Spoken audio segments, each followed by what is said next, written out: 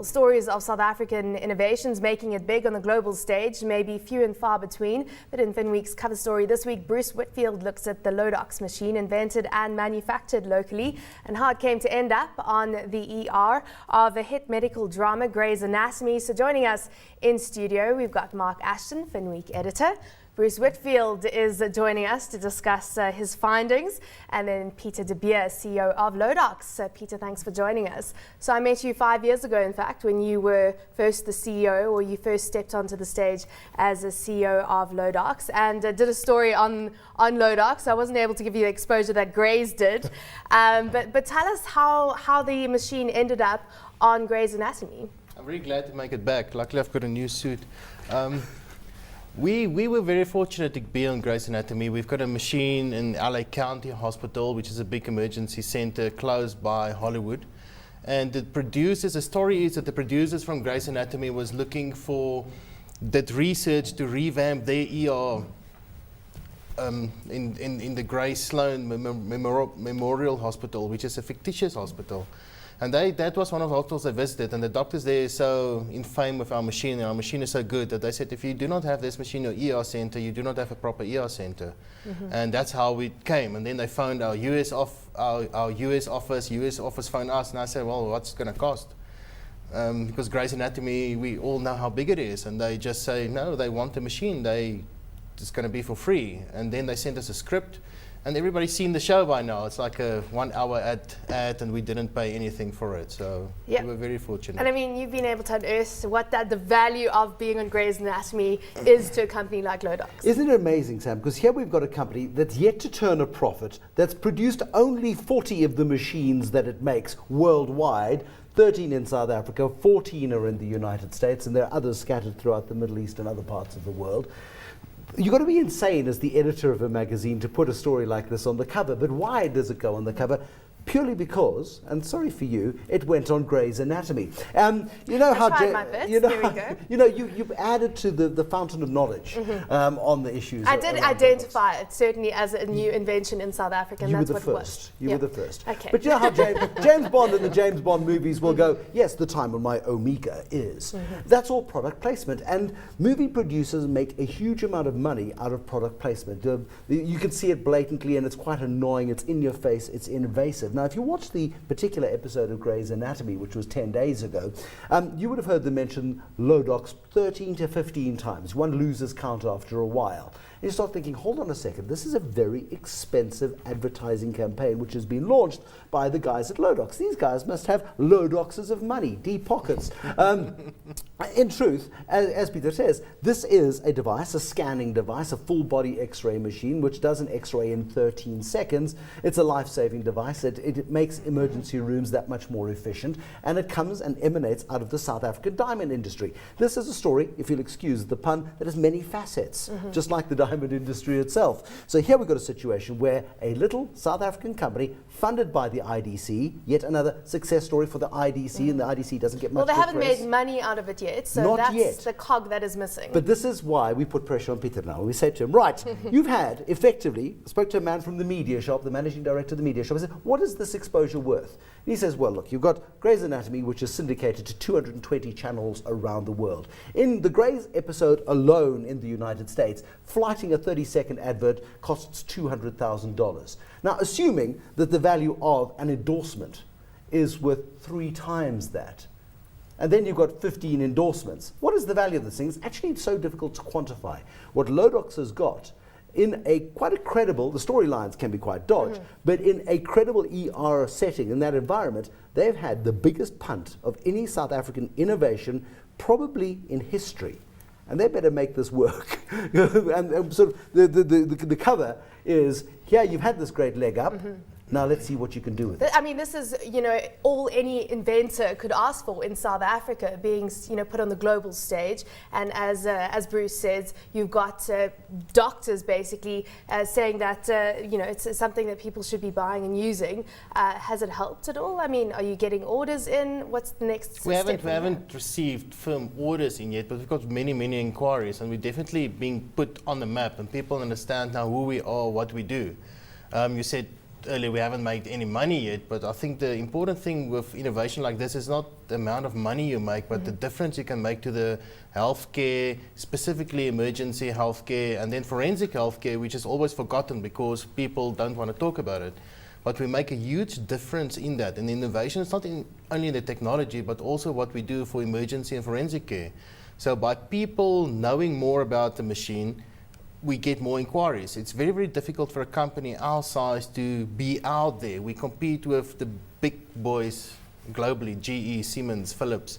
They've got millions of dollars or euros that they spent on this, and we just can't compete. So something like this for us is really, really good. And the script on Grey's Anatomy, like I said before, finding the marble, doing the patient, that's all things that you do in an ER setup. It's a real thing that you can do. It's not fictitious. But you just need to tell us very quickly, because we have alluded to it, but why is this machine so special? What sets it apart from any other X-ray machine, and why is it worth $500,000? Okay, this is the only machine in the world still that can do a large format X-ray, a full body X-ray from head to toe, in only 13 seconds, at the image quality, at the radiation dose that we do. The radiation dose for a full body X-ray is 1/10 of a normal radiation of a normal size X-ray, which is about twice the size of this Finweek thing. So nobody else can do that. Then what makes it more special is the machine is so designed that there's no scattered radiation or minimal scattered radiation. It's being put in the ER center.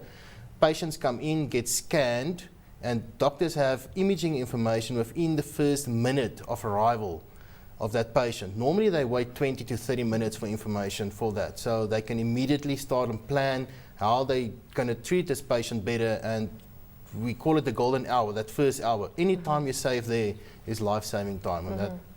But I mean, you know, just going back to the point that they haven't been able to make money yet, it would, I would think, scare away some inventors. I mean, who can sit around for 10 years unless you have got the IDC's backing? So one of the things that really grabbed me about the story, so I mean, Bruce has a little text box on it, it's got Elon Musk or Mark Shuttleworth. We don't celebrate inventors in South Africa, and I think that it's a good news story from that perspective, because we don't celebrate innovators, we don't celebrate somebody who's actually put in the graft to put in something that can go onto the international stage. You know, in the US, people celebrate Elon Musk left, right, and centre. I mean, they talk about Tesla, they talk about spaceships, they really celebrate this culture. In South Africa, we don't have it. And I guess one of the questions that I would put to Pieter is, what are you going to do? You believe this will inspire the next generation of inventors and innovators in South Africa, and encourage people that we can actually develop local technology that can go onto the global marketplace? Yeah, I firmly believe that. What happened so far is we've got a research program at the University of Cape Town that we do with UCT, Groote Schuur Hospital, and many more students are suddenly now interested in our program. They know about us now, know a bit more. In the past, we had to get a nice coffee machine to get them there. Now they come. So the brilliant minds, they start noticing this, and they are very interested. To get a support structure for them, to make it easier for them to get to all of these innovations, and then to make a business out of it.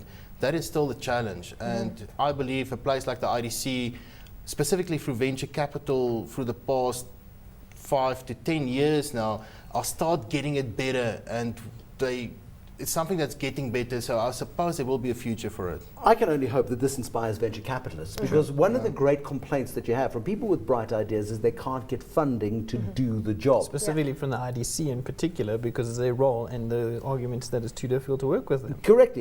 And I'm interested to hear what Pieter has to say on that particular point in terms of the ability of working with the IDC. But we've had some great South African inventions. It's not the prettiest thing in the world, but if you go along the coastline between Port Elizabeth and Kucha, there are these horrible concretey bollards, the Dolos. It was invented by a guy who worked at harbours and railways in East London. And he never patented it himself, and it's something that is stopping half of Africa from dropping into the ocean. It prevents erosion. It's a brilliant idea. Pratley Putty was on Neil Armstrong's moon module. We only know that because they included it in some advertising. Have these guys capitalized on these great stories? I don't think they have. But this comes to the whole discussion around, you know, connecting entrepreneurs with venture capitalists, with angel investors, and there is, you know, a rising tide of that, and all these angel investing organizations. But still, you still speak to entrepreneurs, and the money's not there. They can't source it. But to Mark's question, how hard is it to work with the IDC? I've summarised this question. I love the IDC. The IDC is our primary shareholder. So they're 93% and they're shareholders. continuing to give you capital. And without the IDC, we would not be here. I mean, this technology would not be here today without them, because they funded it from start on, from the security device to get it to a medical device, and we on version 4 of our machine. So they were very good to us. But the IDC, people say it's difficult to work with them. I think difficult's the wrong word.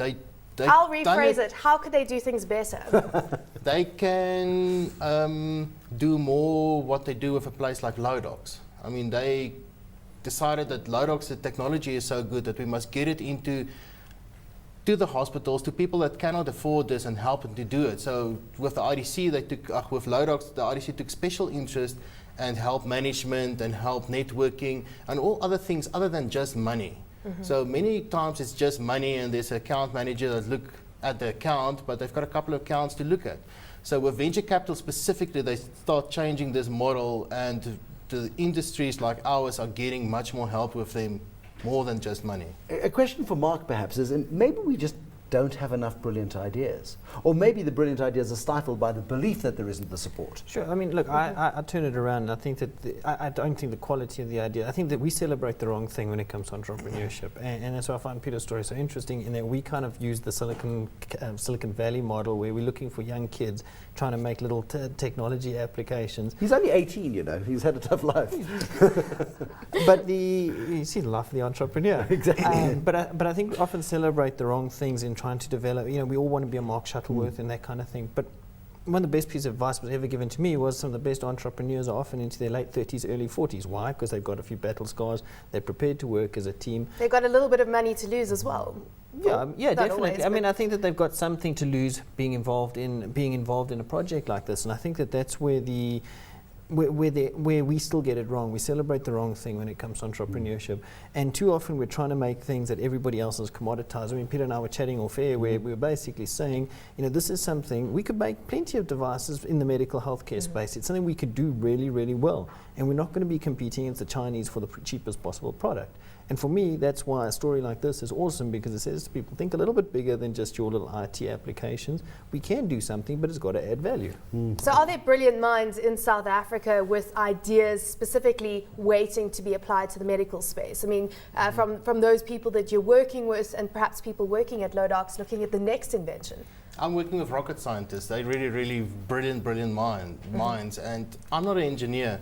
So when I started, I didn't understand some of the intricacies of all this engineering and all this technology.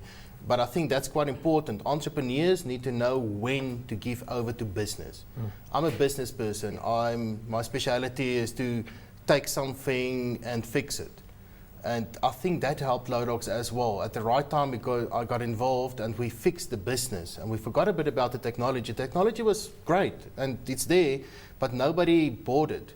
And that's what we did. So entrepreneurs need to know when to stop and give it over to somebody that can make money with it, and start a business and go on with the next idea. Entrepreneurs are not always the best business people. And it's very, very difficult to give over. I mean, if you like the original team of engineers from De Beers, for example. Yeah, it's your baby. I think for them it's quite, now I'm sitting here and I'm getting the glory for this. And I said, but it's our product, we made it. But the world wouldn't know about the product if there was not a good business idea behind it, and do that. And to translate innovation to business, that's where entrepreneurs battle sometimes. Can I have one last quick question? Yeah. By when do we have the next 40 Lodox machines in circulation?